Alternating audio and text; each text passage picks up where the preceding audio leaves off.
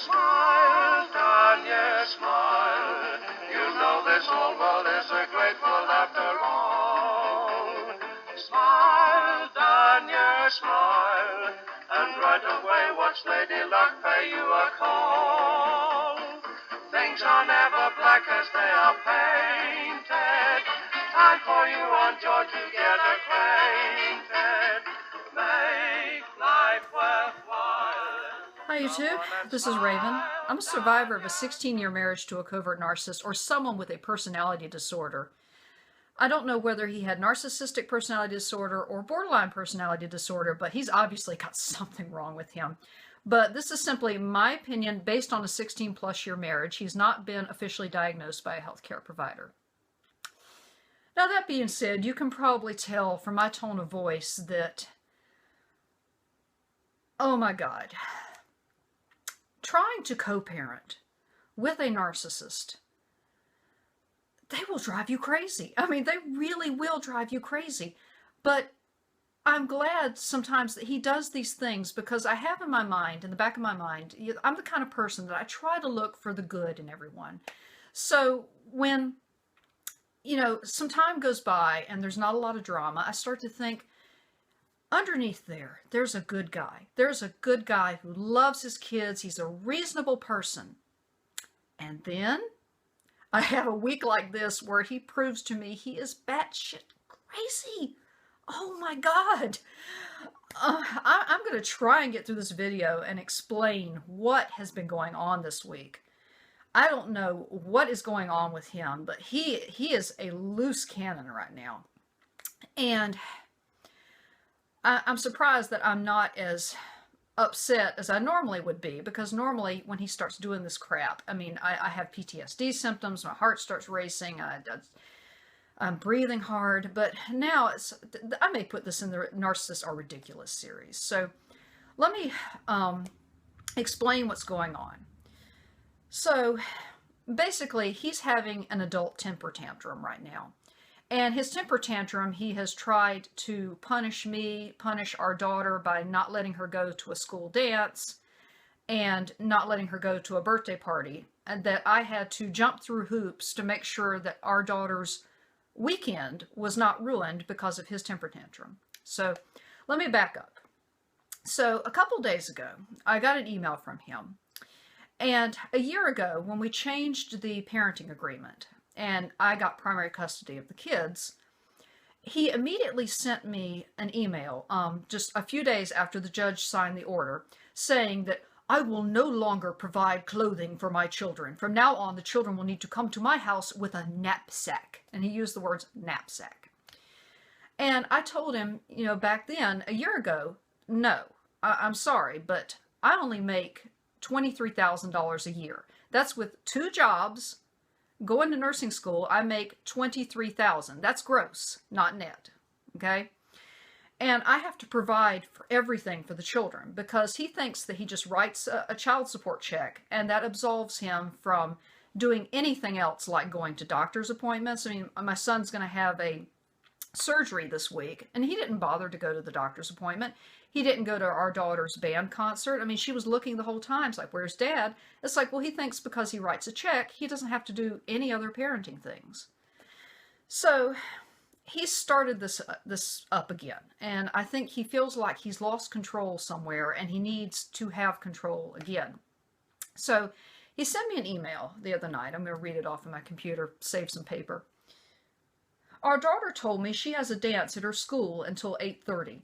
I will pick them both up from there.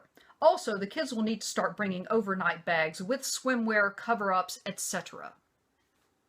So he's starting up the whole thing where I have to provide 100% of the children's clothing. So I send back, and I probably shouldn't have done this, but I did. I called him a name that he hates. He hates being called dude. He hates when he hears the word dude. If somebody says it, even if they're not saying it to him, it's like somebody putting their nails down a chalkboard. So I did fire one over his bow. Dude, we have been through this before. I'm not sending a bunch of extra clothes to your place. I'll send swimsuits, but you need to buy your children some clothes to have at your place. Also, our son will not be at the dance. Siblings are not allowed. It's a middle school dance. maybe you want to pick him up earlier at the church before you go to the school, because he picks the kids up from a local church. So, of course, I get a lovely email back. Dude, our arrangement for clothing existed when the children spent 50% of their time with me. Well, they never spent 50% of their time with him. He's rewriting history. It was like our old order was like 60-40, 70-30.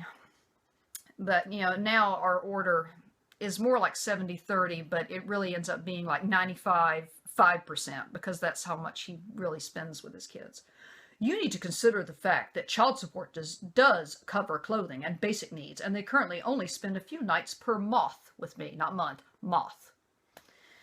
I know you want to be as difficult as possible, but dude, things have changed. I will just pick the kids up Saturday at the church at 8:30 a.m. In the future, if you would please run these events by me instead of funneling direction through our daughter, then we could plan a little better. So now he was saying, instead of, you know, picking up the kids, you know, from the school dance, now all of a sudden it's like, forget it, never mind, I'll just pick them up the next day. I have not told you about the dance because I haven't made up my mind whether she's going to go or not. She's been grounded the past 2 days, and I work on Saturdays at 8 o'clock. I can't bring the kids to the church at 8:30. You're going to have to talk to my mother and see if she can drop them off at that time. I'm not sending extra clothes. I'm sure you can afford to buy them some extra clothes for your place. So I get back an email. Okay, one could deduce from the earlier email that you had indeed decided to allow our daughter, grounded or not, to go to the dance, or you would have said that she wasn't going to the dance and the normal pickup time and place would suffice. I already pay for most of the clothes the children wear via my child support. It is not fair for you to determine that I should provide a second wardrobe for them to wear on the few days each month I see them, especially as fast as both of them are growing. I have always tried to send the clothes you send the kids to visit in back to you laundered. No. The only issues we have ever had was when Mom's house clothes and Dad's house clothes got mixed up. Eliminating this confusion on the children by having them bring their own clothes will make it easier on them. This will be a positive for them because they could be given the responsibility of packing their own bags. They are old enough to do this. They are old enough to want to have their own stuff. Yeah, they had their own stuff till he got rid of it. I am not aware of any other divorced families that have custody arrangements like ours where the non-custodial parent is expected to maintain a second wardrobe. I can pick them up at the normal time and place tomorrow and she can miss the dance. So I sent him back another email. There's nothing in our custody arrangement that says I have to provide 100% of their clothing. I already pay for food, shelter, transportation, piano lessons, swim lessons, co-pays when they see the doctor, dentist, and eye doctor, trumpet rental, school fees, cafeteria money for lunch, book fare, field trips, allowance, camp, babysitting fees for when my mother can't watch them during nursing school, etc. I'm not sending extra clothes. If you can afford trips to Europe, you can afford a couple $100 from Walmart. Go buy your children some clothes. Don't ask me to do this again. You're going to get the same answer. Now, at this point, I turned my computer off because I had to study. I'm studying for my boards, so I turned the computer off. Well, a few hours later, I turned it back on to see what he had said, and he says, clothing is part of child support. I expect the children to bring with them the clothes that thee will wear when they are visiting. So, you know, he was going to pick the kids up at the normal pickup time, not let our daughter go to her first formal middle school dance at all. So I was hoping that maybe our daughter had decided that she didn't want to go to the dance anyways, you know, because she's kind of a tomboy. And, you know, well, it came 4 o'clock yesterday, and it's 30 minutes before he's supposed to pick them up. She's getting a dress out of her closet, and she's getting shoes out, and she's picking out a hair bow to put in. I'm like, oh crap, shit just got real. And I was telling her, I don't think Dad's going to take you to the dance. Oh, no, Mom, he said he was going to take me to the dance a couple days ago. And I said, well, I think things might have changed. We need to make sure that Dad's going to take you to the dance. So she texts him, you know, Dad, are you dropping me off at the dance? He texts her back, nope. And she's like, why? And he says, we'll discuss it when I pick you up. Well, she comes into my office. She comes in here. She's crying. I mean, she is bawling. And I'm like, oh, this asshole. So I told her, it's like, calm down. I'm going to talk to your dad and, see what he'll do. So I text him because he's on his way to pick up the kids. I'm like, okay, our daughter has cleaned her room. She turned in her missing assignments. She's no longer grounded. Can she go to the dance? She can stay here tonight, and I'll take her to the dance, and then you can pick her up tomorrow morning, because she had a birthday party to go to. His asshole friend, I've called him his a-hole friend before, she's friends with the guy's daughter. And I have nothing but positive things to say about the daughter. And she had been invited to a slumber party for her birthday, and so she wanted to go, and he was going to take her. So he texts back, "We'll discuss it at the pickup point." I'm like, oh, he wants a confrontation. I'm like, that's not going to happen. So I text him back, "I'm not going to be at the pickup point. My mother is bringing the kids today." So then he's like, okay, fine, she can go. So my mother takes our son and drops him off with him, and he says, "I'll be back tomorrow to pick her up, to take her to the slumber party." It's like, okay. So my daughter, she got dressed up, beautiful dress. She went to the dance. I dropped her off at the dance. I went and bought groceries, came home, did some studying. I get back, I pick her up from the dance. She's happy, she's beaming. It's like, "Oh, Mom, it was great, it was wonderful." And so she had a great time. So then, I even took a picture of her in her dress, and I sent it to Narc, so he could see her dressed up, really pretty. So then, today, we're sitting around. I have to work today, and so I'm working, and, 8:30 goes by, no call from him. 10 o'clock, no call. He's still not picking her up. And I'm like, what time is the party? And, she says it's at 5:30. I'm like, okay, so I finish working for the day. I go to the gym. My mom's watching her. I get a text from my mom while I'm at the gym, and she says, "You're not going to believe this, but he just texted and said, 'I can't make it across town. Have your mother take you to the party.'" Now, he knows that this girl's parents and I, we don't get along, because his a-hole friend made up a story about my daughter during the divorce, trying to say that my daughter was suicidal because he was trying to take the heat off of Narc, who was supposed to go get a psych eval after he had spent time in the mental hospital for trying to kill himself. So his a-hole friend had already lied, and then his wife was the flying monkey that I had talked about in another video. So, Narc, I think, thought that I wasn't going to take her because I didn't want to have to deal with these people. Well, see, here's the deal about parents. We're willing to put ourselves in uncomfortable situations in order to make our children happy. I'm willing to be uncomfortable around these people long enough to drop my daughter off. So, part of the slumber party was a pool party. This is the first weekend the pool's open. And, her friend said, "Bring your swimsuit." Well, I had already sent a swimsuit, because I do send swimsuits, because he refuses to buy them swimsuits.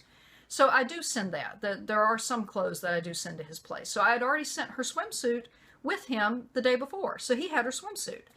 And so I kept trying to text him. I called him. I left messages. My daughter left multiple messages. I sent emails. I sent text message. Radio silence. I can't get a hold of my son on his iPad, on FaceTime, nothing, radio silence. So I finally sent him a text. I'm like, okay, I'm taking our daughter to the party. Should I swing by your place on the way to pick up her swimsuit? Radio silence. We get to his condo. His car's there. Girlfriend's car's there. I pull up. My daughter goes up to the condo, knocks on the door. No answer. She keeps knocking. She goes around to the back. She's knocking. "Dad, Dad." He didn't come to the door. Now, he may have been out. Maybe he went to a restaurant he could walk to, or maybe he went to the pool. I don't know. I drove past the pool. I didn't see any beached whales, so maybe he wasn't at the pool. But, so we get back in the car, and her friend, said, "You can borrow one of my swimsuits." So it's good. We get to the house, and I tell, the flying monkey lady, it's like, "Look, I haven't heard from him at all today.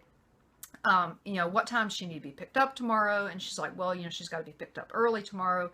And I have to work tomorrow." So my mother's like, I'll go pick her up. It's okay. So then this evening, I finally get a text message from him, but I think he's been drinking at this point, because the text messages were nasty. They were, to put it mildly, they were nasty. And he was very insulting. But he said, in answer to my email that I sent him, he's like, I will drop the kids off tomorrow at the usual pickup place. I'm like, well, wait a minute, And so I texted it, and I emailed him back. I'm like, does that mean that you're going to pick her up from your friend's house, because she has to leave by noon? They said that all the girls from the slumber party have to leave by noon. Are you going to pick her up by then? No answer. No answer. And it continues on like this. It continues on like this, sending text messages back and forth. I keep asking, what time are you picking her up? When are you picking her up? Are you picking her up from there? No, and I keep getting back these messages. I'm bringing the kids back. I'm bringing them back. It's like, well, that's not what I need to know, because otherwise my mother was going to have to leave church early to go pick her up. So finally, I'm like, I need a straight answer. Are you picking her up from your friend's house before noon? And then he says, I will bring both of the kids back, i.e., I'm picking up our daughter. Was that simple enough for you? Did I break it down to a level that you can understand? You make all the phone calls you need to all the people you need to talk to. So dense. Like, I'm the dense one? I'm the crazy one? I did all this running around to take care of my daughter, to do the right thing, because I'm a parent. And apparently I'm the only parent. And, these people, they will drive you crazy. They will drive you crazy, and they'll make you jump through hoops just to do what's right for your kids.